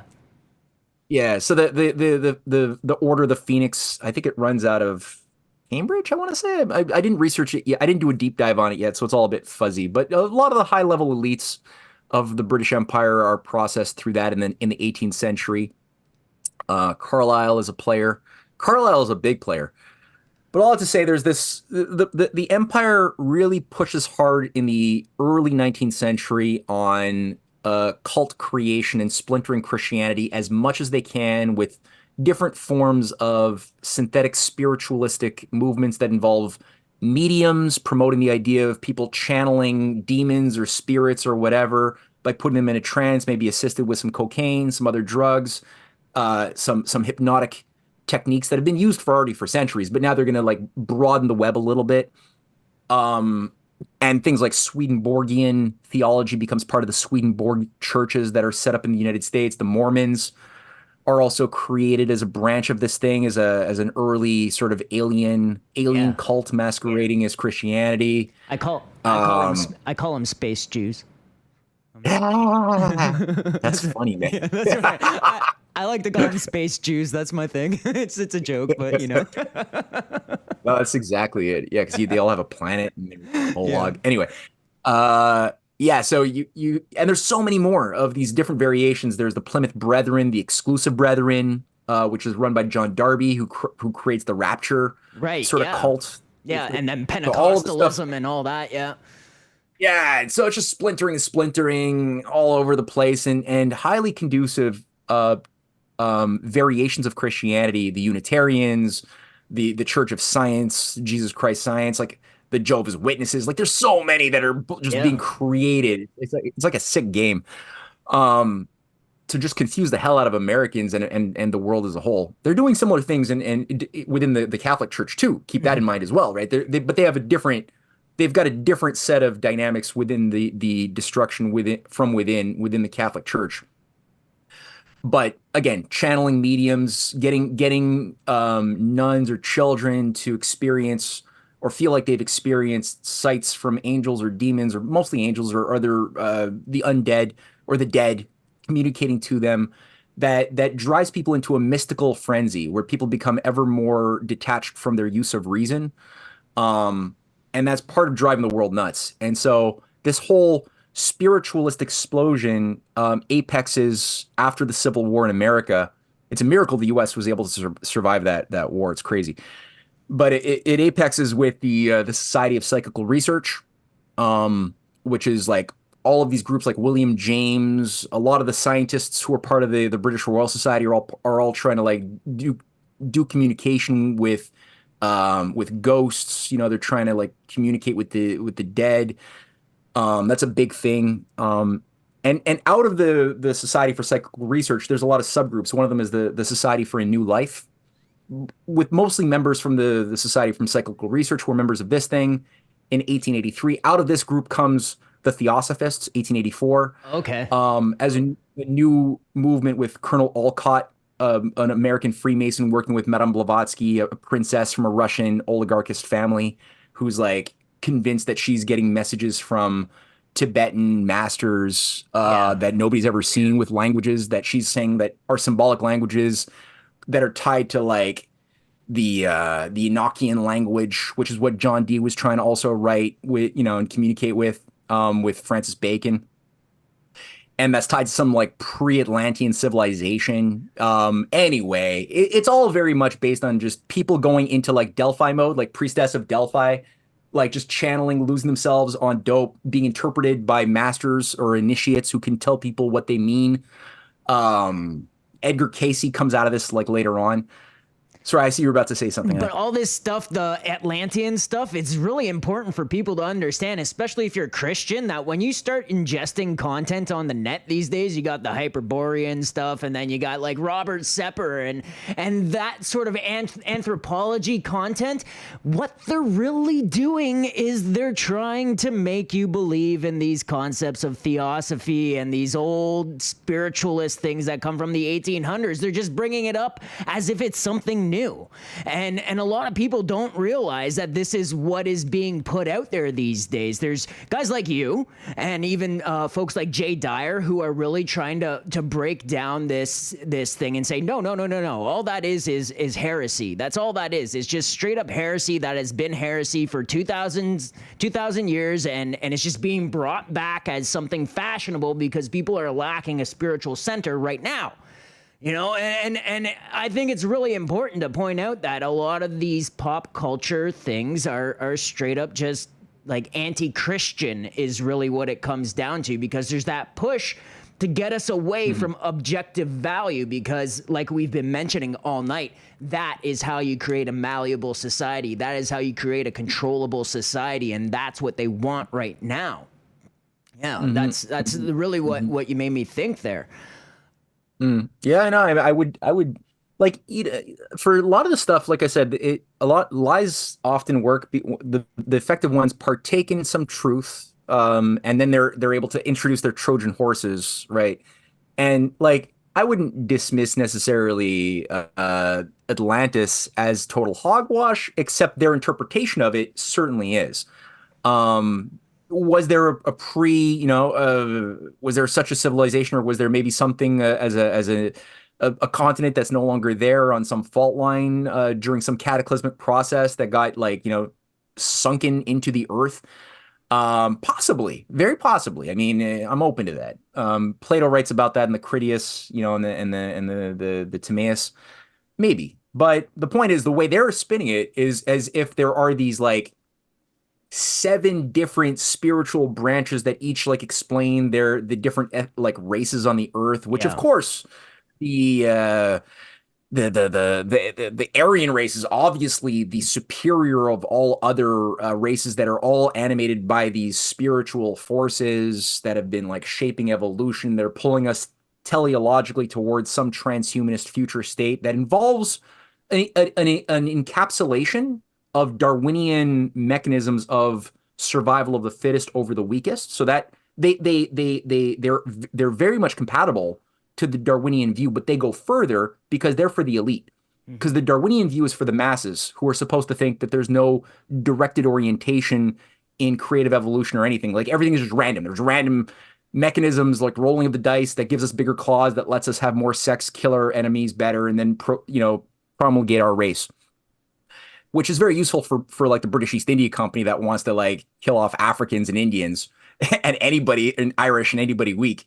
So it's they can just say, oh, we're part. It's the law of the jungle. It's the law of nature that we're doing what we're doing. Sorry, but that's for the masses. So for the elites, they're allowed to. They need to also think that, because that's also what they do. But they also have to think, okay, there's a direction that the masses aren't allowed to think about. That's bringing us towards some future place whereby the master Aryan superhumans who can impose their will to power over the weak, because they just have naturally stronger golden souls, can now take control as the gods that they are of the reins of natural selection and create the new test tube babies and whatever. And H.G. Wells, actually, and this comes into the alien discussion, he was the first to really like introduce in a sci-fi predictive programming sense the idea of aliens invading the Earth from some other planetary body, right? He, in his writings, he's developing the reasons for the attributes of the aliens with the big heads, little flail. Yeah, that's him right there. And that's a couple of his books that are a little less well known, but more important than anything, as a Fabian leader himself. But he describes the aliens as having these like, atrophied little bodies, like no lips, no ears, big heads, big brains, because he's just taking humans and extrapolating his Darwinian interpretation into the future of like what we must become as humans if the brain is the mind. Well, that means that the only thing that's going to evolve is going to be the brain, because it's the mind in his world. And the body is going to be less important. So it's going to, we're going to learn to just like have vitamins injected into us, or we could just like suck the blood of the weak or something and just have it injected into us. So we won't need to use muscles. So our bodies can become more and more basically like ET. And so these archetypes that we've been given of what aliens look like, the Greys, were created as the Darwinian logical extrapolation of humans into the future. So the aliens are actually us of the future and that's what's been packaged throughout the 20th century. Wow. And this sort of plays right back into the Theosophist view of a transhumanist sort of future state they're striving for. They're already transhumanists before the name was coined, right? These Theosophists. And this is what is also then animating the Fabian Society. This is behind the attempt or the efforts to permeate everything, corporate, government, military. You just permeate and then work with the roundtable movement. So the round table, like I said, Lord Milner, who's just buggering all of his little like Oxford like worshippers in his inner sect of the kindergarten overseeing concentration camps in South Africa. Wow. He's like working with Beatrice and Sidney Webb in the Coefficients Club, and with H.G. Wells, they're promoting something called socialist imperialism. And this is why, like, the Nazis were the National Socialists. This is why Mussolini was the head of the Italian Socialist Party. They were part. The real origins of fascism is not socialism per se, and it's not nationalism per se. That's a false dichotomy we were given by those very elites who want us to ignore the fact that Annie Besant, who runs the Indian Congress Party for the liberation of India, that's run by a Theosophist. That's founded by a Theosophist. Why? Right? They're also social imperialists. They're like, well, it's not as effective to just crush the savages. You want to give them a sense of having a warm blanket while you're putting them underwater and giving them something that they like. And that's called, using the state to do that is a convenient way of getting people to no longer be citizens and to become subjects, expecting the state, which is going to be captured by the empire, to take care of all the things that they should be thinking about themselves. And so that's the origin of fascism. It's the social imperialist globalist. That's the heart of that, and that's the heart of Canada too. So anybody who wants to understand Canada, and that's how I'll sort of wrap it up.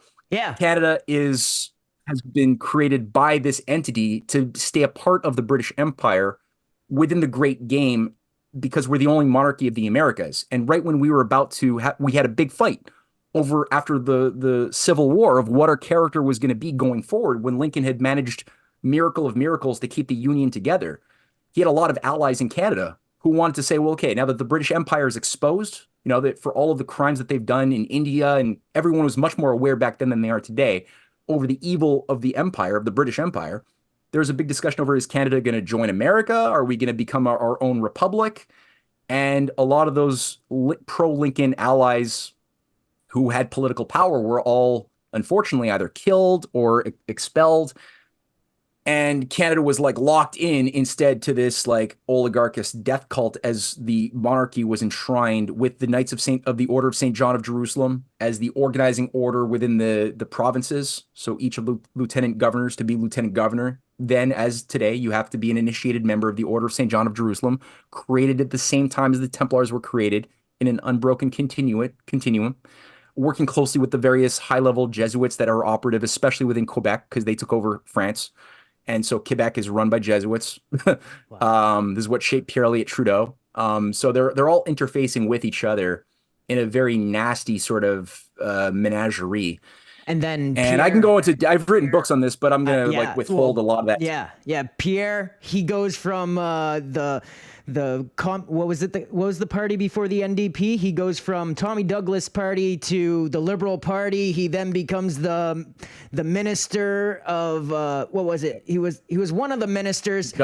Justice, yes. And then he becomes the prime minister, and he puts in Bill C-150, which makes it so that our birth rate plummets by 1972, puts us into this situation where we needed mass immigration due to a labor shortage. That brings us into the 80s, which gives us the Charter of Rights and Freedoms that is kind of a sham, and that gets us into the situation we are in today. Matt, wow. Bud, I knew you were going to blow my mind, but well,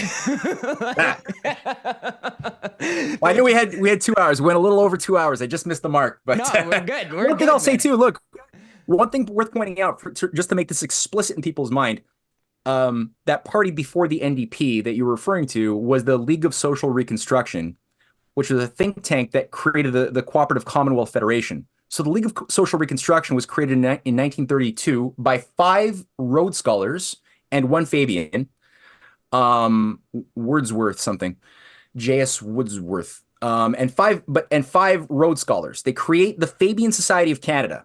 It's called the League of Social Reconstruction in the middle of the Great Depression as the way to introduce social management, a social governance of Canada, because obviously capitalism proved that it doesn't work. Look, that's why we have a Great Depression. That's why we had the economic bubbles of the 20s and that popped. So obviously we need now scientific management of a governing class that's more competent than elected people who are elected by stupid people who are too dumb to realize what's right or wrong for the future, because we're obviously overpopulated and we wouldn't democratically vote to depopulate ourselves, even though we know it's necessary because they're all eugenicists. Yeah. Right. Malthusians. And so the League of Social Reconstruction is created. They're as the Canadian Fabian Society, created by 5 Rhodes Scholars, and I'm repeating this just to drive it home into people's minds. They're the Cooperative Commonwealth Federation, run by Tommy Douglas, who's also promoting eugenics in the 30s. That's part of his passion. He changes it to his universal healthcare campaign in the 60s. But before that, this is what he is, and this is what Pierre Elliot Trudeau is a member of when he's recruited by Jesuits who send him to Harvard to learn under William Yandell Elliot, who's an Oxford Rhodes Scholar, who's running sort of a little sect within Harvard, training other classmates of Pierre Elliot Trudeau, like Henry Kissinger, who's his classmate under William Yandell Elliot, Zbigniew Brzezinski, Samuel P. Huntington.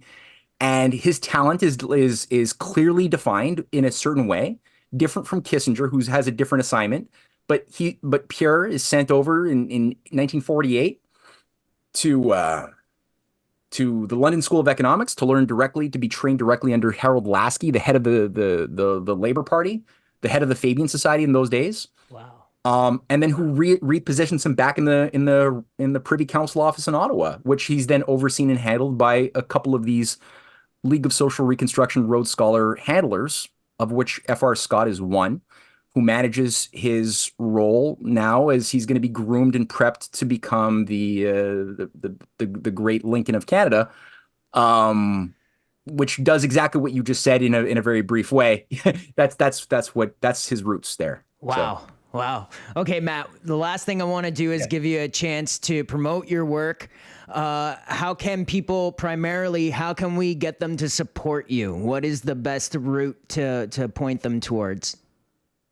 Great. Thank you. Well, They should just, if they're able to read the books, I've written a lot of books. And so there's this, if you're a Canadian, you might want to start with the Untold History of Canada book series. It's 4 volumes. Also, there's the Clash of the Two Americas. Actually, I would start with the Clash of the Two Americas first, and then Okay. context first. Then you'll understand what I'm saying in Canada with more clarity. That's also 4 volumes. And I just published a month ago my newest book, which I don't have here, called the Science Unshackled, dealing with the clash of the two sciences going back to ancient times and the battle over like a science that's tied to the divine and discovering and worshiping God versus a science that is designed to detach us from God and make us feel like we are replacing God with logic. So it's a fake science. That's what Newton was. It's a fraud. So I sort of try my best as in limited ways I can to sort of paint a picture of what that is by going through some 13 chapters: the fraud of Darwinism, the fraud of Big Bang cosmology, where that comes from, the clash between Aristotle versus Plato, and the 2 different geometries promoted in ancient Greece, one constructive, one reductionist, how that affects the mind in the sense of being. Wow.